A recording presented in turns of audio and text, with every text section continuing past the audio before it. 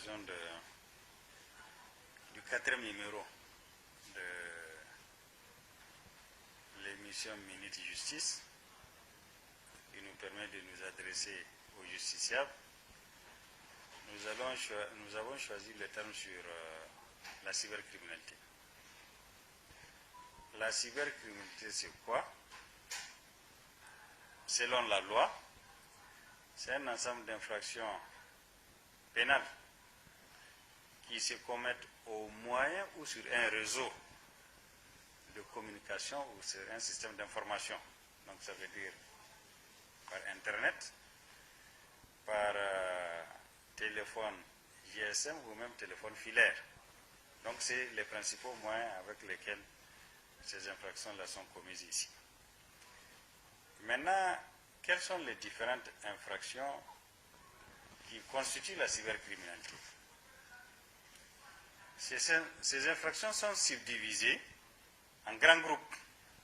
Il y a des infractions qui sont relatives au système lui-même, les systèmes informatiques, tels que par exemple l'accès illégal à un système informatique, tel que le maintien frauduleux dans un système informatique, tel que l'entrave au bon fonctionnement d'un système informatique, tel que l'introduction frauduleuse des données informatiques dans un système informatique.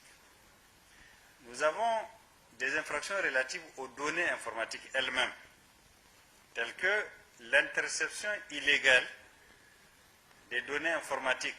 Parce que par exemple, un particulier ne peut pas intercepter la communication d'un autre particulier. Tel que l'usage des données falsifiées ou alors la fraude informatique. Nous avons des infractions relatives à la pornographie enfantine, telles que par exemple la production, la diffusion de la pornographie enfantine.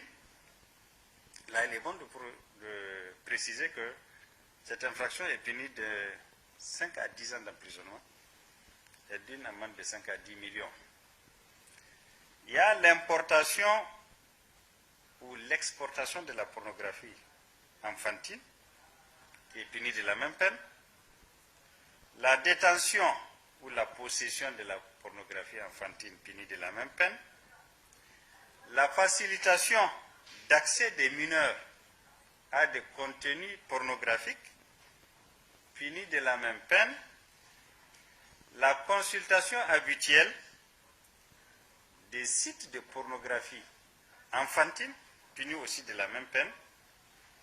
Et il y a la sollicitation sexuelle d'un mineur de moins de 15 ans. Donc c'est lui qui va sur un système et il échange avec un mineur et il fait une sollicitation sexuelle. C'est aussi puni de 1 à 3 ans. 1 à 3 ans et d'une amende de 500 000 à 1 million de francs. Il y a des infractions portant sur les données informatiques, telles que la reproduction, l'extraction, le copiage de façon induite des données informatiques, puni de 1 à 5 ans, de 3 à 10 millions d'amendes. L'escroquerie portant sur les données informatiques, puni de 2 à 5 ans, et d'une amende égale au triple de la valeur en cause. Donc, si on veut escroquer 10 millions, c'est 10 fois 3, ça fait 30 millions. Normalement, l'amende. Mais ici, l'amende ne doit pas être inférieure à 1 million. Donc, même si la valeur en cause est de 10 000 francs, l'amende ne doit pas être de 30 000. Le minimum, c'est 1 million. L'abus de confiance portant sur des données informatiques, puni de 2 à 5 ans et de 1 à 5 millions de francs d'amende. Le recel portant sur des données informatiques, puni de 2 à moins de 10 ans et de 5 à 20 millions de francs d'amende. Extorsion portant sur des données informatiques, puni de 2 à moins de 10 ans, de 5 à 20 millions de francs d'amende. Le chantage portant sur des données informatiques, puni de 2 à 7 ans et de 5 à 20 millions de francs d'amende. La dernière catégorie d'infraction de cybercriminalité, qui est la catégorie que nous rencontrons le plus, c'est les infractions commises par un moyen de communication électronique. Parmi ces infractions, nous avons l'escroquerie par un moyen de communication électronique. Nous enregistrons par exemple beaucoup de plaintes par rapport à l'escroquerie. C'est généralement les cas où les gens vous envoient des messages pour vous dire que vous avez gagné au loto, il faut envoyer telle somme. Ou bien que il y a un monsieur ou une dame, j'ai moi-même été appelé une fois par une dame, qui me dit qu'elle a un ami qui veut aider, qui est dans l'humanitaire, qui est malade, qui sait qu'il va mourir, et il veut envoyer de l'argent pour qu'on distribue aux pauvres. Et donc, elle est tombée sur mon numéro et veut que je donne mon numéro de compte pour qu'on vire cet argent. Je lui ai dit, je pense que moi je ne peux pas faire ça. Ça, c'est une tentative d'escroquerie. Vous avez souvent des gens qui vous disent qu'ils vous envoient des photos des véhicules, ils vont vous envoyer les véhicules, mais vous devez envoyer des montants pour faire les formalités. Donc, dès que vous envoyez, ils coupent, ils disparaissent. Ou souvent, ce qui est même bizarre, c'est des gens qui vous appellent pour vous dire qu'il y a un client qui a besoin de telle matière et on vous a choisi pour fournir la matière. Mais en même temps, on vous dit qu'il y a un tel qui va vous fournir vous. Et vous, vous allez fournir et vous allez avoir beaucoup de bénéfices. Il y a beaucoup de gens qui sont tombés dedans sans se demander, mais pourquoi celui qui vous fournit ne fournit pas directement à celui qui a besoin? Et donc, il y a beaucoup, malheureusement, de nos compatriotes qui sont tombés dans ce genre d'escroquerie. L'escroquerie par moyen de communication électronique est punie de 2 à 5 ans d'emprisonnement, d'une amende égale au triple de la valeur en cause, sans que cette amende soit inférieure à 1 million de francs. Vous avez le chantage par un moyen de communication électronique, puni de 2 à 7 ans et de 5 à 20 millions de francs d'amende. Ça aussi, on rencontre ça beaucoup. Et par exemple, vous avez, je ne sais pas ce qui arrive au Nigeria, vous avez un ami sur Facebook que vous ne connaissez pas et vous faites des appels vidéo. Il vous demande d'être nu. Vous vous mettez nu, vous faites un appel vidéo, il arrive.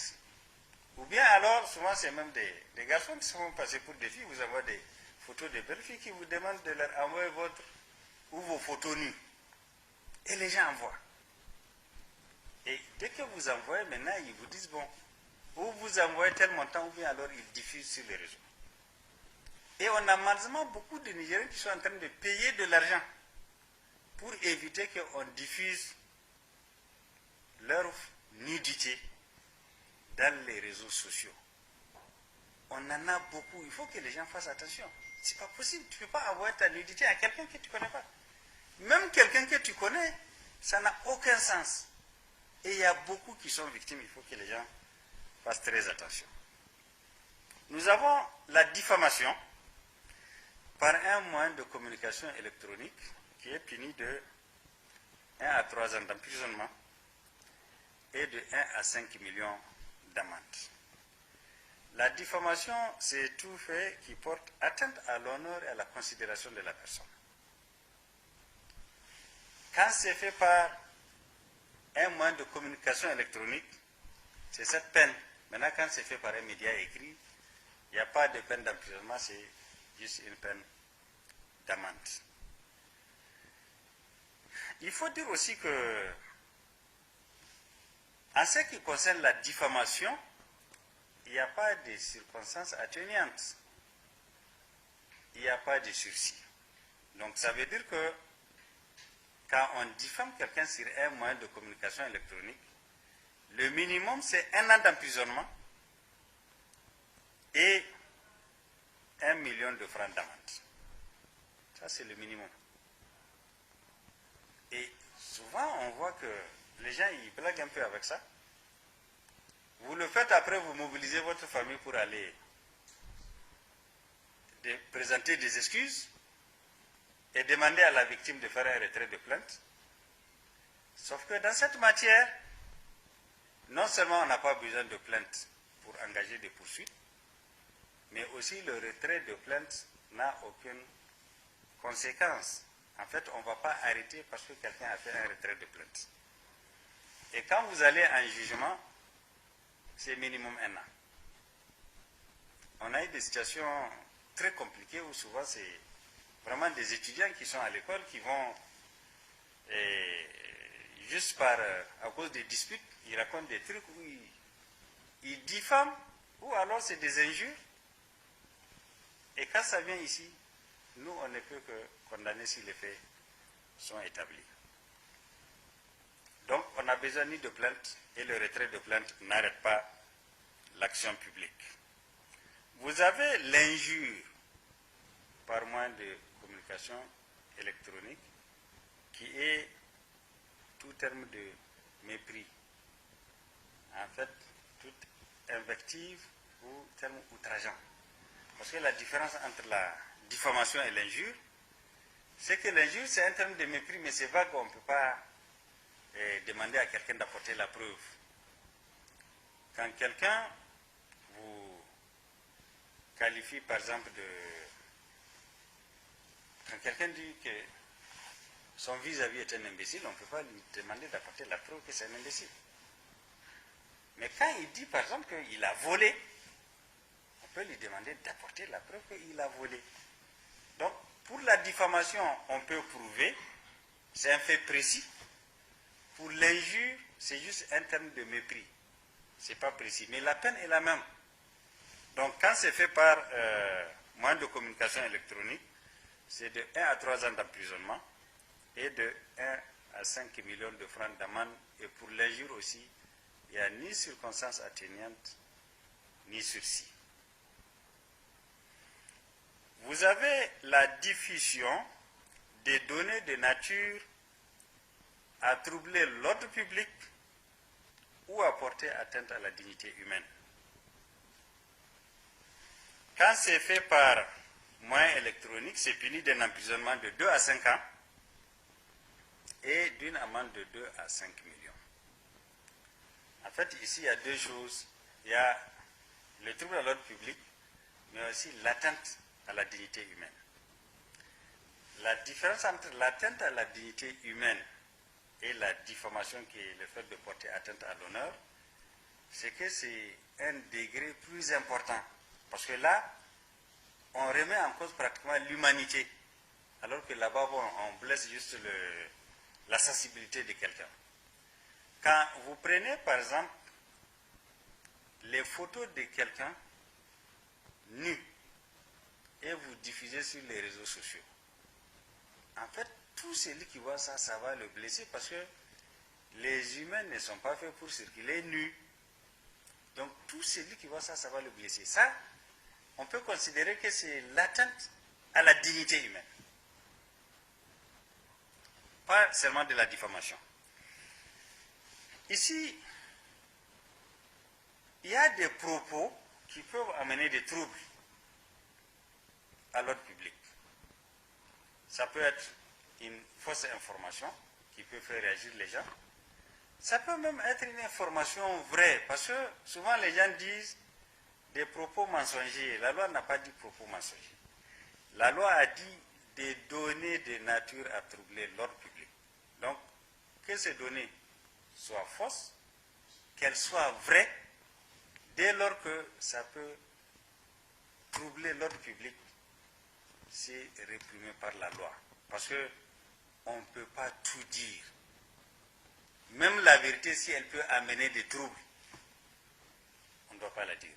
Et surtout, on ne doit pas la dire à un public. La diffuser, on peut aller la dire à quelqu'un vis-à-vis. Mais quand on diffuse ça, c'est très difficile de démontrer qu'on n'a pas l'intention de nuire. Et donc, là aussi, il n'y a ni circonstance atténuante, ni sursis. Et je pense qu'on est beaucoup dans ça. Surtout ces 2 dernières années. Quand on entend les gens parler, il y a beaucoup, si les gens doivent réagir à leurs propos, ça peut amener énormément de problèmes.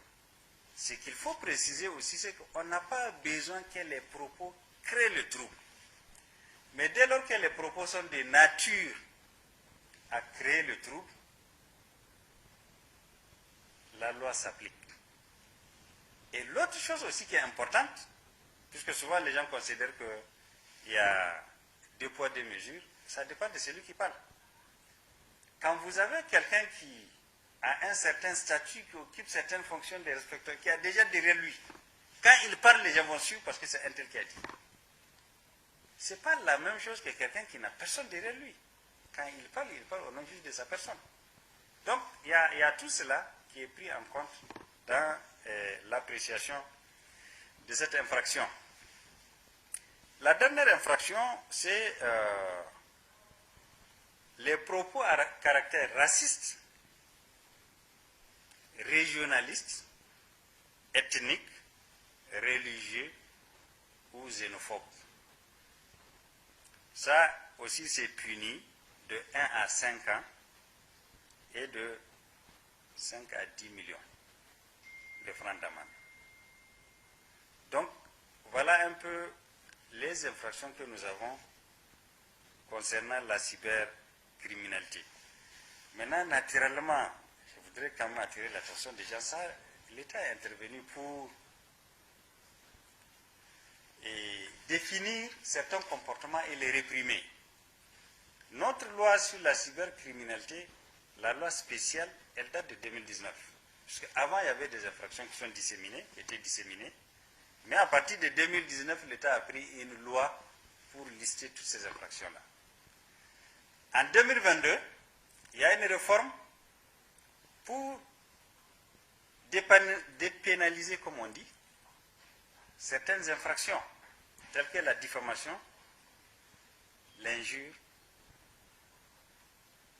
C'est-à-dire que ces infractions-là, il n'y a pas de peine d'emprisonnement, c'est juste des peines d'amende. En 2024, l'État est revenu là-dessus. Et donc, l'État a réintroduit les peines d'emprisonnement. Parce que les 1 à 3 ans, en fait, c'était déjà prévu en 2019. On a enlevé ça en 2022. On a ramené ça en 2024. Maintenant, naturellement, en 2024, compte tenu de tout ce que vous savez, on a un peu corsé pour dire qu'il n'y a pas de circonstances atténuantes, il n'y a pas de sursis. Pour ces dernières infractions, la diffamation, l'injure, la diffusion des données de nature à troubler l'ordre public. Souvent aussi, on a des incompréhensions quand c'est des journalistes qui sont interpellés. Parce que les journalistes pensent qu'avec la dépénalisation qui est consacrée par l'ordonnance de 2010, ils ne doivent pas aller en prison. Dans le cadre de l'ordonnance de 2010, effectivement, ils ne doivent pas aller en prison parce que l'ordonnance a prévu que pour toutes les infractions prévues par cette ordonnance, quand ces infractions sont commises par des agents des médias, ils sont condamnés à des peines d'amende, pas à des peines d'emprisonnement. Mais la même ordonnance a exclu la presse électronique. Cette ordonnance a prévu que pour la presse électronique, ça sera une loi spéciale qui va être appliquée. Pour le moment, on n'a pas une loi spéciale sur la presse électronique, mais on a une loi sur la cybercriminalité qui concerne tout le monde. Donc, que ce soit un journaliste ou une personne lambda, c'est la même chose, les peines sont les mêmes. On a souvent aussi des gens qui sont malins et qui disent des choses qui ne sont pas bien dans les journaux. Pour qu'après ils disent, bon, il faut qu'ils bénéficient de la dépénalisation parce qu'ils ont dit ça dans les journaux. Mais c'est quelqu'un d'autre qui a diffusé ça dans les réseaux électroniques. Sauf que quand vous prenez votre journal, vous envoyez à quelqu'un pour qu'il mette sur Facebook ou qu'il partage ça sur WhatsApp, en fait, vous pouvez être poursuivi pour complicité de cette infraction. Et en ce moment, on peut prononcer une peine d'emprisonnement. Et l'appel aussi que j'ai lancé, c'est que nous, on est dans la répression, parce qu'il y a des normes qui ont été édictées, et ceux qui transgressent, ils doivent être punis. C'est tout à fait normal, parce que sinon, on ne peut pas vivre en société. Mais le mieux, c'est que les gens ne transgressent pas. On n'a pas fait le test juste pour réprimer les gens, mais le mieux, c'est que les gens le comprennent et qu'ils évitent ces comportements qui peuvent nous amener des troubles. On n'a pas besoin de troubles. Si aujourd'hui on passe toute l'année sans poursuivre quelqu'un pour ses infractions, on est content. Mais naturellement, si les gens le font, on n'a pas le choix.